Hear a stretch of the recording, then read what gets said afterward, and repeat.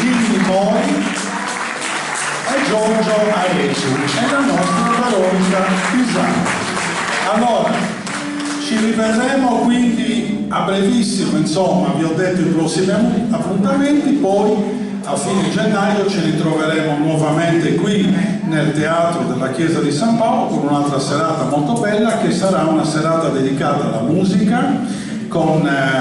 il nostro Gioacchino Rossini, per non dimenticarci dei 150 anni della sua morte, ma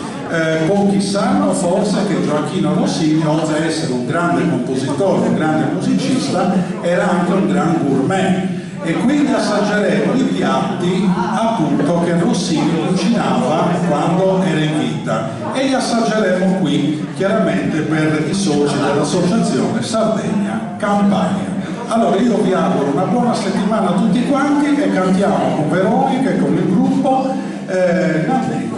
Grazie a tutti.